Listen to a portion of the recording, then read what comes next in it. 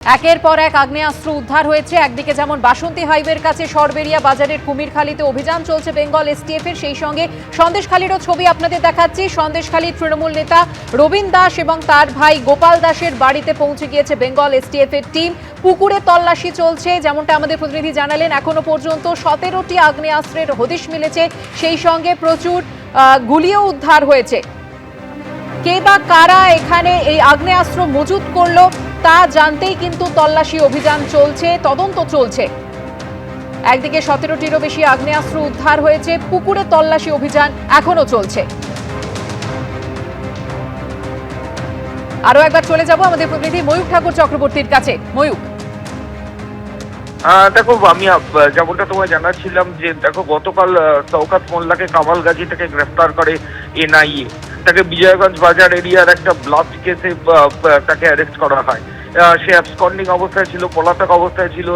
এনআইএর একটা আশঙ্কা ছিল যে তাহলে বাংলাদেশে পালিয়ে যেতে পারেন শওকত। সেই জায়গা থেকে শওকত মোল্লার অ্যারেস্ট, এবং তারপর আজকে সকালবেলা বেঙ্গল এসটিএফ এর এই বিরাট অভিযান। এবং এই অভিযান মূলত যে জায়গায় চলছে সেখান থেকে শওকতের যে জায়গা, সেখানে ক্যানিং, সেটা কিন্তু খুব বেশি দূরে নয়। আবার যেখানে চলছে সন্দেশখালী, সেখানে শেখ শাহজাহানের কন্ট্রোলে গোটা এরিয়া ছিল। এবার শেখ শাহজাহান গ্রেফতারির পর এই সন্দেশখালীর এই সমস্ত জায়গা, কুমিরখালী থেকে শুরু করে এই সমস্ত জায়গা কার নিয়ন্ত্রণে ছিল, কারা এগুলো কন্ট্রোল করতো, এখন সেগুলোই দেখছেন এসটিএফ এর আধিকারিকরা। কারণ এত অস্ত্র কি কারণে এক জায়গায় মজুত করা ছিল? ভয় এসটিএফ এসে তল্লাশি করবে, সেই ভয় কি সেগুলোকে জলের মধ্যে ফেলে দেওয়া হয়েছিল, নাকি সেখানেই সেগুলো ছিল? কোন কোন জায়গায় এই আর্মসগুলোকে ইউজ করা হয়েছিল, এই সমস্ত কিছু এখন এসটিএফ এর আধিকারিকরা দেখছেন। এবং এই কেস কানেকশনে যাদেরকে তারা পাবেন তাদেরকে এসটিএফ এর তরফ থেকে অ্যারেস্টও করা হবে। এখন এসটিএফ আধিকারিকরা বলছেন যে তারা সার্চ অপারেশন চালাচ্ছেন, আরো বেশ কিছু অস্ত্র বিভিন্ন জায়গায় মজুদ থাকতে পারে বলে এসটিএফ এর আধিকারিকরা মনে করছেন। আর কিছুক্ষণের মধ্যেই এসটিএফ এর সিনিয়র যারা অফিসার, রাজ্য স্টেট এসটিএফ এর যারা সিনিয়র অফিসার, আইপিএস অফিসার, তারা স্পটে পৌঁছাবেন, এবং তারা আসার পর পরবর্তী যে কৌশল সেটা পুরোপুরি ঠিক হবে। ময়ূক, তুমি আমাদের সঙ্গে থাকো। গতকাল রাতেই গ্রেফতার শওকত মোল্লা, আর তারপরে বড় অভিযানে নামলো বেঙ্গল এসটিএফ। বাসন্তী হাইওয়ের কাছে সরবেরিয়া বাজারের কুমিরখালীতে অভিযান, এবং অন্যদিকে সন্দেশখালী তৃণমূল নেতা রবীন দাস ও তার ভাই গোপাল দাসের বাড়িতে এসটিএফ। একের পর এক আগ্নেয়াস্ত্র উদ্ধার হচ্ছে। বিস্তারিত জানবো, কথা বলবো আমাদের প্রতিনিধি ময়ূক ঠাকুর চক্রবর্তীর সঙ্গে। ময়ূক, কি খবর রয়েছে? দেখো, এসটিএফ এর তরফ থেকে, বেঙ্গল এসটিএফ এর তরফ থেকে আজকে সকাল থেকে কিন্তু তল্লাশি অভিযান চলছে। এটা সন্দেশখালী এরিয়া, আর এই সন্দেশখালীর একটা পুকুর রয়েছে, রবীন দাস এবং গোপাল দাস তাদের বাড়ির যে পুকুর, এরা স্থানীয় তৃণমূল নেতা। সেখানেই এসটিএফ এর যারা আধিকারিক তারা তল্লাশি অভিযান চালান, এবং সেখান থেকেই প্রায় হিউজ অস্ত্র, প্রায় 17টার কাছাকাছি অস্ত্র রিকভারি হয়েছে। কার্তুজ পাওয়া গেছে।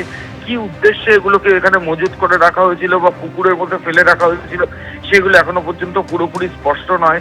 তবে গোপন সূত্রে খবর পেয়ে এসটিএফ এর আধিকারিকরা আজকে সকাল থেকে কিন্তু এই তল্লাশি অভিযান করা শুরু করেছেন। আমি আবার বলছি, এটা সন্দেশখালীর কুমিরখালী এরিয়া, সেখানে তল্লাশি অভিযান চলে, এবং সেখানেই এখন বেঙ্গল এসটিএফ এর তরফ থেকে যারা সিনিয়র অফিসার তারা আসছেন। আইজি পদমর্যাদার একজন অফিসার, তিনিও ঘটনাস্থলে পৌঁছচ্ছেন, এমনটাই আমরা এসটিএফ সূত্রে খবর পাচ্ছি। এবং কার নির্দেশে এই অস্ত্র ওখানে রাখা হয়েছিল, সন্দেশখালীর যে বেতাজ বাদশাহ শেখ শাহজাহান, সে তো এখন জেলবন্দি অবস্থায় রয়েছে।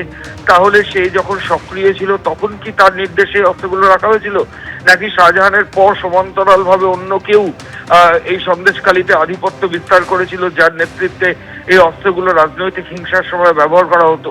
এগুলোই এখন তদন্তকারী আধিকারিকদের কাছে সবচেয়ে বড় প্রশ্ন, এসটিএফ এর কাছে প্রশ্ন। এসটিএফ গ্রামবাসীদের সঙ্গে কথা বলছে। গ্রামের যে পুকুর থেকে রিকভারি হয়েছে তার আশেপাশে যে জায়গার জলাশয় রয়েছে সেখানেও তল্লাশি অভিযান চলছে। এসটিএফ সূত্রে বলা হচ্ছে এখনো পর্যন্ত 17টারও বেশি অস্ত্র রিকভারি হয়েছে, এবং প্রচুর গুলিও রিকভারি চলছে। এবং এই রিকভারির বা সার্চ অপারেশনের যে প্রক্রিয়া সেটা কিন্তু এখনো চলছে। ময়ূক, তুমি আমাদের সঙ্গে থাকো। এবিপি আনন্দ, এগিয়ে থাকে, এগিয়ে রাখে।